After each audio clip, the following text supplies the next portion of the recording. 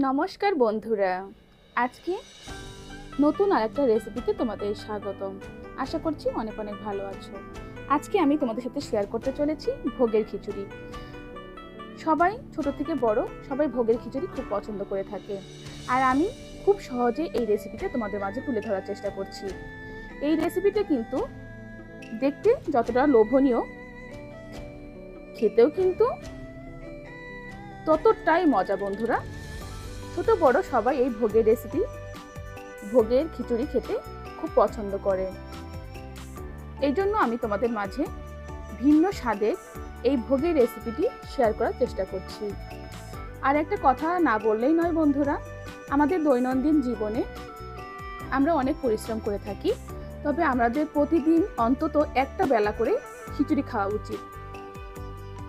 যাই হোক বন্ধুরা, আর কথা বাড়াবো না, চলো আমি কিভাবে এই ভোগের খিচুড়ি রান্না করছি দেখিয়ে দিই।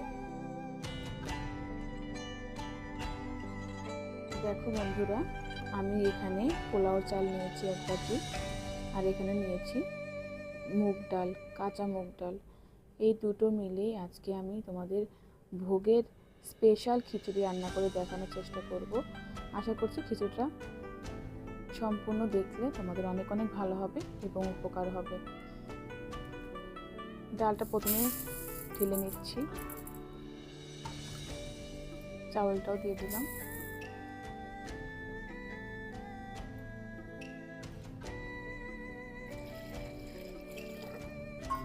আমি এবার চালটা কষলিয়ে ধুয়ে নেব। আর এই চাল এবং ডালটা কিন্তু দুইবারে বেশি ধোয়া যাবে না, এরকম কষলিয়ে কষলিয়ে ধুতে হবে বন্ধুরা।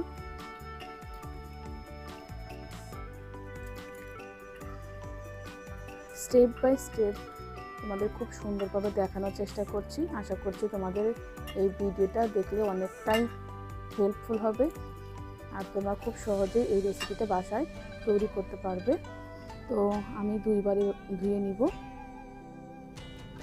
এরপরে আমরা পরের স্টেপে চলে যাচ্ছি। ফ্রাই প্যান গরম করে নিয়েছি, একটু দিব সরিষার তেল। সরিষার তেল একটু গরম হওয়া পর্যন্ত অপেক্ষা করব।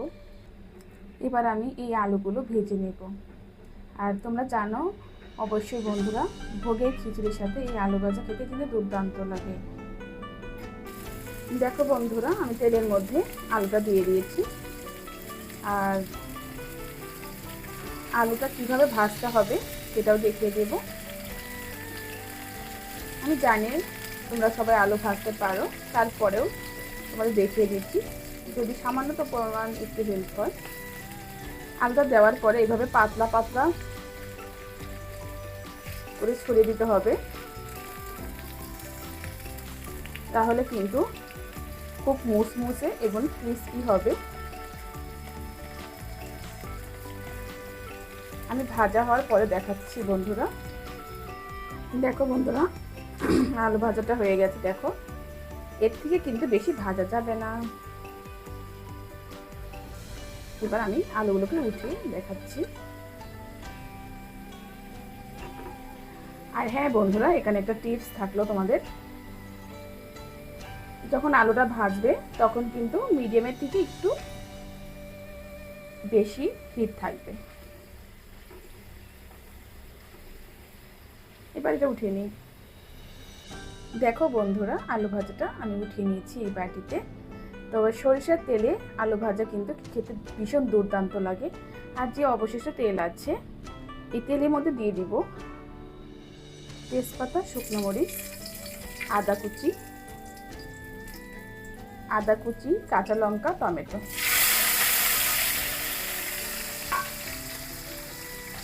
ভালো করে মিশিয়ে নেব।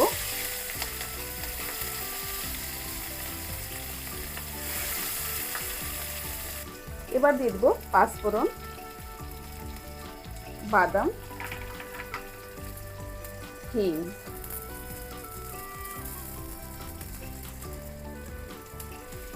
এবার আমি ভালো করে একটু ফ্রাই করে নেব।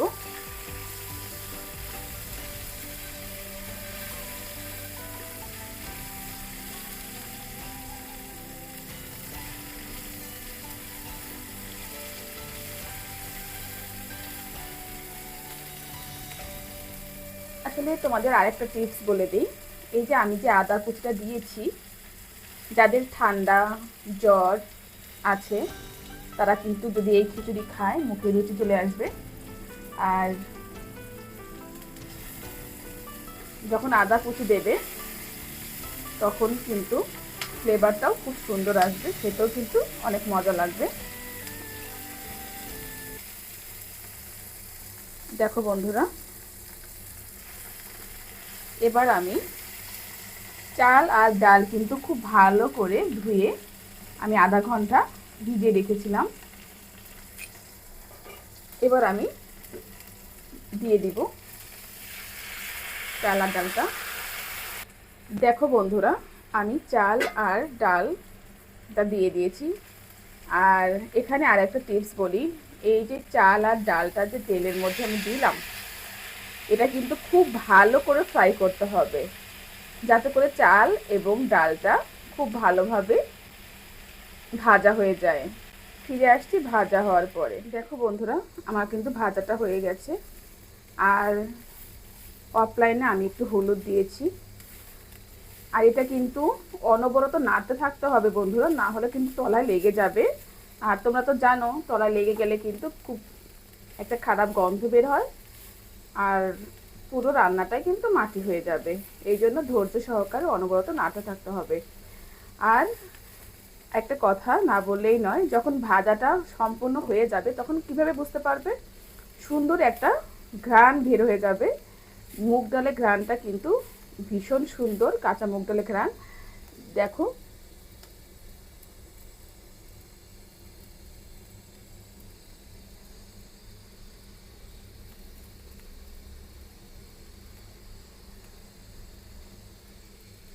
তোমরা কিন্তু এভাবে ভোগের খিচুড়িটা রান্না করতে পারো,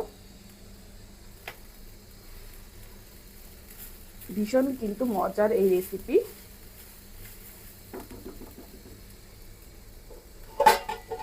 এবার আমি জল দিয়ে দিব।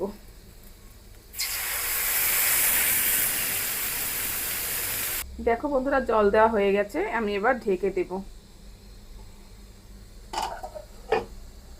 আর গ্যাস কিন্তু একদম মিডিয়াম করে দেব। ফিরে আসছি বলক ওঠার পরে। বলক চলে এসেছে, এখন একটু নেড়ে দিতে হবে।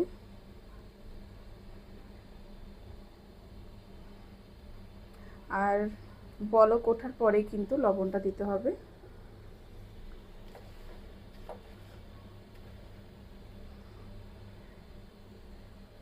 দেখো লবণ দিলাম।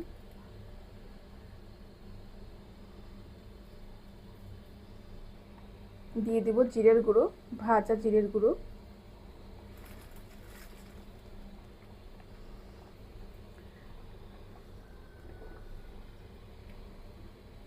এখন আমরা সিদ্ধ হওয়া পর্যন্ত অপেক্ষা করব।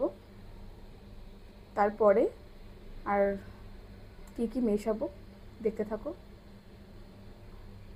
ফিরে আসতে সিদ্ধ হওয়ার পরে দেখো বন্ধুরা, চাল ডাল কিন্তু খুব সুন্দরভাবে সিদ্ধ হয়ে গেছে। এবার আমি এখানে সাম্বার মশলা অ্যাড করব।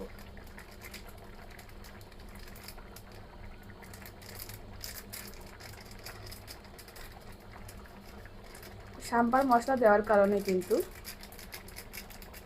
এই ভোগের খিচুড়িটার টেস্ট কিন্তু অনেক গুণে বেড়ে যাবে।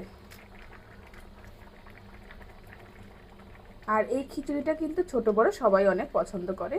আর এটা কিন্তু অনেক পুষ্টি এবং সুস্বাদু।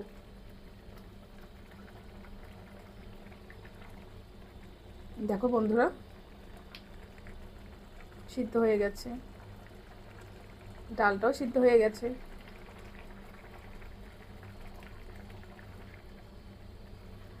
আর আমি 2 মিনিটের মতো আর কুক করব।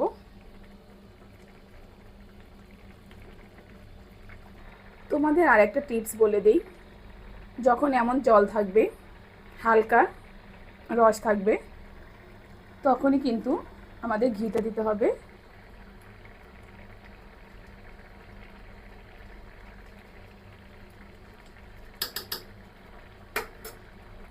ঘি দেওয়ার পরে ভালো করে মিশিয়ে দিতে হবে।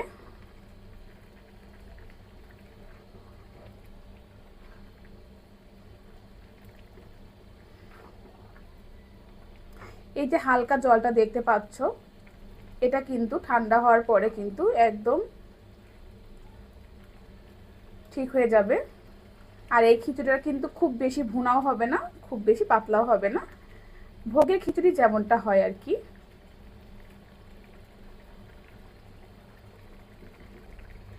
আমি খিচুড়িটা রেডি হওয়ার পরে দেখাচ্ছি। তবে কিন্তু এখন বন্ধুরা ঢাকা যাবে না, কোনোভাবে কিন্তু ঢাকবে না।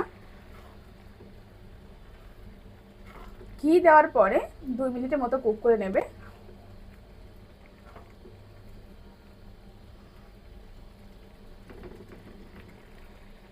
ফিরে আসছি 2 মিনিট পরে। তৈরি হয়ে গেল আমার মুখরোচক ভোগের খিচুড়ি রেসিপি।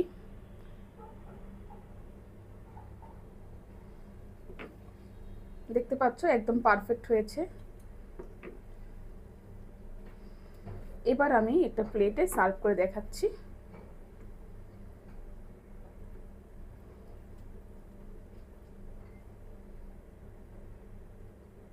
দেখো বন্ধুরা, আমি এখানে একটা থালা নিয়েছি।